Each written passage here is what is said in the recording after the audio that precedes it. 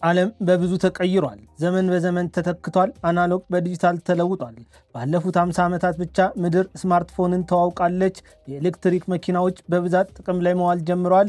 የኢንተርኔት አውታር መረብን በመጠቀም መላው ዓለም በእኩል ሰዓት አንድ አይነት መረጃ ማግኘት የሚቻልበት ደረጃ ላይ ተደርሷል። ጂፒኤስን በመጠቀም ብዙ ነገሮችን መቆጣጠር ተችሏል። ቻት ጂፒቲ እና አርቲፊሻል ኢንተለጀንስ የሚባሉ ነገሮች ሁሉ ነገር ቀላል እንዲሆን አድርገዋል። ሩሲያ፣ አሜሪካን፣ ቻይና፣ ፈረንሳይ፣ እንግሊዝ፣ ህንድ፣ ፓኪስታን፣ እስራኤልና ሰሜን ኮሪያ የኒውክሌር ቦምብ መታጠቅ ችለዋል። በእነዚህ 50 ዓመታት በርካታ ሀገራት የፖለቲካ ርዕዮተ ዓለማቸውን ብዙ ጊዜ ቀይሯል። የብሪታንያው ሌበር ፓርቲ ከ5 ጊዜ በላይ ራሱን ከወቅቱ ጋር እያስተካከለ መጥቷል። የህንዱ ቢጂፒ ፓርቲ ለዘመናት ይጠቀምበት የነበረውን የሂንዱ ሃይማኖት ስምና የዚህ ፓርቲ አርማ በመሆን የሚያገለግለውን የአበባ ምልክት ናሬንድራ ሞዲ ወደ ስልጣን ሲመጡ ማስተካከያ አድርገውበታል። የአሜሪካኖቹ ሪፐብሊካንና ዲሞክራቲክ ፓርቲዎች በርካታ ጊዜ የሐሳብና የአመለካከት ለውጦችን አድርገዋል። ይሁን እንጂ ዛሬም ድረስ በነበሩበት ቆመው የቀሩት ህወሓትና ሻዕቢያ ከትናንቱ ማንነታቸው መላቀቅ አቅቷቸው በጫካው እሳቤ ላይ ተከንችረው ከአብዮታዊ አስተሳሰብ ውጭ መላቀቅ ከብዷቸው ዓለምን መሆን ሳይችሉ ቀርተዋል። ቤት ለመግዛት አስበው በቂ ገንዘብ የለኝም ብለው ተጨንቀዋል። እኛ ለዚህ ጥሩ መፍትሄ አለን። በኮሪደር ልማት ባሸበረቀችው በለቡ መብራት ኃይል የቤት ባለቤት መሆን ምንኛ መታደል ነው። ከስቱዲዮ 57 ካሬ እስከ ባለ 4 መኝታ 295 ካሬ እንዲሁም በሱቅ አማራጭ ከ26 ካሬ እስከ 143 ካሬ ድረስ በ10% ቅድመ ክፍያ ቀሪውን 30% ቤቱን እስኪረከቡ ቀስ እያሉ ይከፍላሉ። እኛ ቀሪውን 60% የረጅም ጊዜ ምቹ በሆነ ከወለድ ነፃ እንዲሁም በዝቅተኛ ወለድ የባንክ ብድር አከፋፈል አመቻችተንልዎታል። ግንባታቸው 85% አሊያም ከ30% እስከ 50% የደረሱ ቤቶችን እኛ እንደርሶ ፍላጎት ልናስተናግዶ በካሬ እስከ 7000 ብር ወይንም ከ1.5 ሚሊዮን እስከ 4 ሚሊዮን ብር ቅናሽ አድርገን እየጠበቅኖት ነው። ለበለጠ መረጃ ስክሪኑ ላይ ባለው ስልክ ይደውሉልን። ዲኤምሲ ሪል ስቴት፣ ደስታው እዚህ ይጀምራል። ሻዕቢያ ኤርትራን 100 ዓመት ወደ ኋላ መልሷታል። ያቺ ሀገር ዓለምን ረስታ ዓለምም እሷን ረስቷት 34 ዓመታት ተቆጠሩ። በእነዚህ 34 ዓመታት ውስጥ ኢትዮጵያ 3 መሪዎችን ስታፈራርቅ ህዳሴ የሚባለውን በአፍሪካ አንደኛ ደረጃ ላይ የሚቀመጠውን ግድብ መገንባት ችላለች። ሀገር ያልሆነችውና ዛሬም ድረስ ራስ ገዝ በመሆን ከዓለም ሀያላን ሀገራት የሀገርነት እውቅና እየጠበቀች የምትገኘው ሶማሌላንድ 6 ፕሬዝዳንቶችን በሰላማዊ ምርጫ ማፈራረቅ ችላለች። ምድር 8 ጊዜ የዓለም ዋንጫ ጨዋታዎችን ስታከናውን በርካታ ሃሪኬኖች ተከስተዋል። አሜሪካን በኦሳማ ቢንላደን ጥቃት ደርሶባታል። ሊቢያ ተበትናለች። ሶሪያ ፈራርሳለች። ኢራቅ ወድማለች። ሱዳን 2 ሀገር ሆናለች። ቱርክ ስያሜዋን ወደ ቱርክዬ ቀይራለች። ኃይሌ ገብረስላሴና መሰረት ደፋር 2 ጊዜ፣ ደራርቱ ቱሉና ጥሩነሽ ዲባባ 3 ጊዜ እንዲሁም ቀነኒሳ በቀለ 4 የኦሎምፒክ ወርቅ ለሀገራቸው ማምጣት ችለዋል። ኦባማና ትራምፕ 2 ዙር አሜሪካንን መምራት የቻሉ ሲሆን ትልቁ ቡሽና ትንሹ ቡሽም በነጩ ቤተ መንግስት ጊዜን አሳልፈዋል። ዓለም ሄዷል። ዓለም በብዙ ተቀይሯል። ምድር በርካታ እውነቶችን ስታስተናግድ ከዓለም የተለየችውና በአደገኛ አጥር ውስጥ የተከበበችው ኤርትራ ከኢሳያስ ውጪ መሪን አይታ አታውቅም። ትግራይም ብትሆን ላለፉት 51 ዓመታት ከህወሓት ውጪ ሌላ ፓርቲን አስተናግዳ አታውቅም። በእነዚህ 2 ቦታዎች ዓለም ዛሬም ድረስ ከ53 ዓመታት በፊት እንደቆየችባቸው ትገኛለች። ትንቢትሽ ፈጸመ ከመሬት ጠባይ በል ከአጥናፍ እስከ አጥናፍ ገድልሽ ይንበልበል። አሁን ትግራይ ነጻ ልትወጣ ይመስላል። የፌዴራል መንግስቱ በረጅም ማስታመም ውስጥ ህወሓት የሚባለውን ድርጅት ከጥቅም ውጭ እያደረገው ይገኛል። 3 ዙር ለቅሶን ያየችው የትግራይ እናት 4ተኛውን እንዳታይ መንግስት ጥበባዊ ስልትን የተከተለ ሲሆን ህወሓቶች ግን ለትግራይ እናቶች የጭቃ ውስጥ አሜኬላ ሆኖባቸዋል። 4ተኛውን ዙር ጦርነት ለመቀስቀስ ከኤርትራ ጀነራሎች ጋር በአክሱም መገናኘታቸው ተሰምቷል።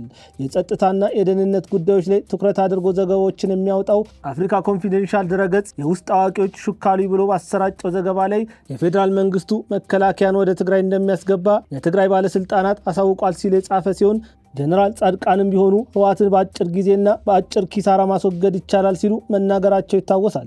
በትናንትናው ዕለት ደግሞ ዋዜማ ሬዲዮ ሊጠናቀቅ 2 ሳምንታት ብቻ የቀሩት የታደሰ ወረደ የስልጣን ዘመንን ለመተካት 5 የትግራይ ፖለቲካ ፓርቲዎች የትጥቅ ትግል የጀመሩ አማጽያንና የቀድሞ የመከላከያ ወታደራዊ መኮንኖች የታቀፉበት አዲስ ምክር ቤት በቀጣዮቹ ቀናት ምስረታውን ይፋ እንደሚያደርግ መስማቱን ገልጧል። በደብረ ጽዮን የሚመራው ህወሓትም ቢሆን የፌዴራል መንግስት ከመረጣቸው ባለስልጣናት ይልቅ የራሳቸውን ቀጣይ ፕሬዝዳንት ማዘጋጀታቸውንና በቀላሉ ለፌዴራል መንግስት እጅ እንደማይሰጡና ወደ ጦርነት በመግባት ትግራይን ሀገር እናደርጋታለን እያሉ ይገኛሉ።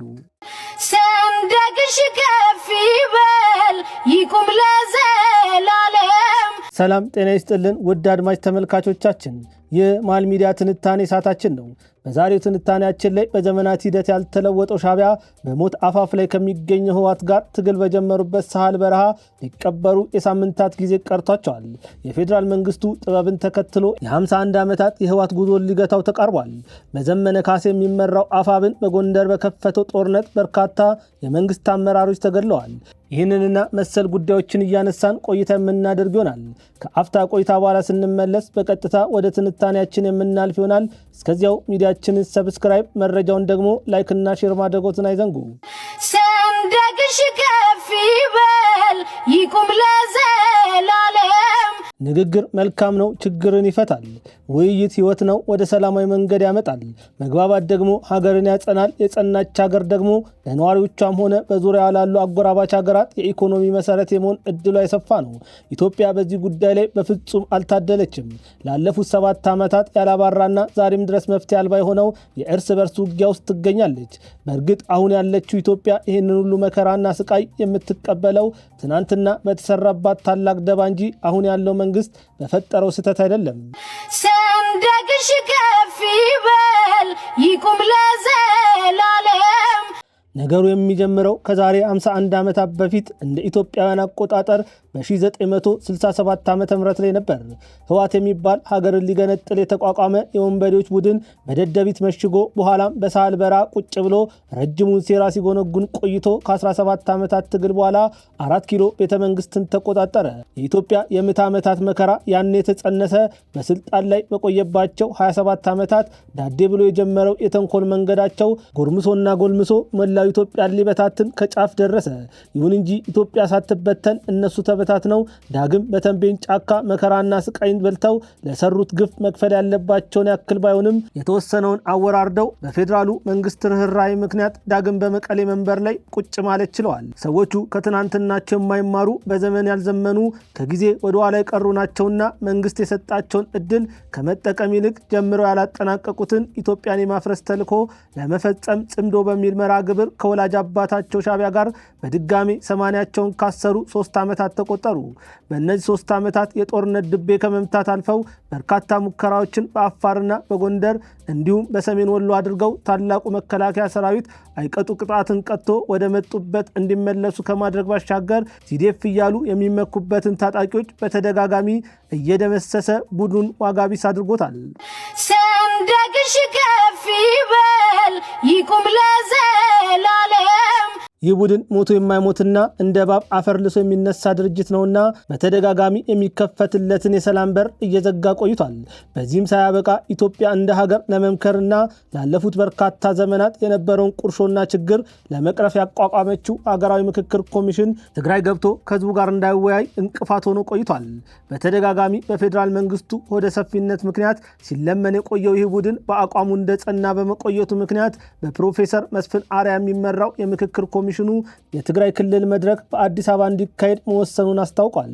የምክክር ኮሚሽኑ ከተቋቋመበት ወቅት አንስቶ የትግራይ ክልልን በዚህ ውይይት ውስጥ ለማካተት ሰፊ ስራ መሰራቱን በማንሳት ከ22 በላይ ውይይቶችን በአዲስ አበባና በመቀሌ ከትግራይ ፖለቲከኞችና ምሁራን እንዲሁም የሲቪክ ማህበራት ጋር እንደተወያዩ ፕሮፌሰር መስፍን አርአያ የገለጹ ሲሆን በአዲስ አበባ የሚደረገው ምክክር በሌሎች አካባቢዎች እንደተደረገው ሁሉ ሞቅና ደመቅ ብሎ የሚደረግ ይሆናል ሲሉ ተናግሯል። የጊዜያዊ አስተዳደርም ሆነ በደብረ ጽዮን የሚመራው ህወሓት ይህ ምክክር እንዳይደረግ በርካታ ጥረቶችን ቢያደርጉም በስተመጨረሻ ግን ህወሓት ሁሉ ነገሩን እያጣ መጥቷል። ትግራዋዮች ለመምከር ወስነው ህወሓትም ባዶ እጁን ቀርቷል። ሰንደቅሽ ከፍ ይበል ይቁም ለዘላለም። የህወሓት አሽከርና የሻዕቢያ ሎሌ የሆነው ዘመነ ካሴ በአማራ ክልል በከፈተው ጦርነት ምክንያት በርካታ የመንግስት አመራሮችና ንጹሃን ዜጎች የተገደሉ ሲሆን ህልምና ቅዠት እውነት መስሎ የሚታየው አስረስ ማረ ዳምጤ 90% የአማራ ክልል መሬቶችን ፋኖ ተቆጣጥሯቸዋል ሲል ተደምጧል። ከዚያ ውጭ አሸባሪ ለምን ተባልኩ ብሎ ለአሜሪካን መንግስት ደብዳቤ የጻፈው ዘመነ ካሴ ምርጫ ለመምረጥ ካርድ ወስዳቸዋል ባላቸው የአማራ ክልል ማህበረሰብ ላይ እርምጃ መውሰዱን አሳውቋል። ከ30 በላይ ንጹሃንን የገደለው ፋኖ አሁንም የአማራ ክልል ነዋሪዎችን እያስፈራራ ይገኛል። ትንቢትሽ ፈጸመ ከመሬት ጠባይ በል ከአጥናፍ እስከ አጥናፍ ገድልሽ ይንበልበል። የስልጣን ጊዜው ሊጠናቀቅ 2 ሳምንት የቀሩት የትግራይ ጊዜያዊ አስተዳደርን ለመተካት 5 የትግራይ ፖለቲካ ፓርቲዎች የትጥቅ ትግል የጀመሩ አማጽያንና የቀድሞ የመከላከያ ወታደራዊ መኮንኖች የታቀፉበት አዲስ ምክር ቤት በቀጣዮቹ ቀናት ምስረታውን ይፋ እንደሚያደርግ ዋዜማ ሬዲዮ በሰራው ዘገባ ላይ ገልጿል። እንደ ዋዜማ ሬዲዮ ገለጻ ከሆነ ይህ የሚቋቋመው አዲስ ምክር ቤት ስምረት ፓርቲን፣ ባይቶናንና አረና ትግራይን እንዲሁም ትንሳኤ ሰባ እንደርታና ቃንጪ ሀቂ የተባሉትን 5 የፖለቲካ ፓርቲዎችን ያካተተ ሲሆን በዚህ ስብስብ ውስጥ ከህወሓት ተነጥሎ ራሱን ሀራ መሬት ስለሰየመው ታጣቂ ቡድን የስብስቡ ወታደራዊ ክንፍ እንደሚሆን ተሰምቷል።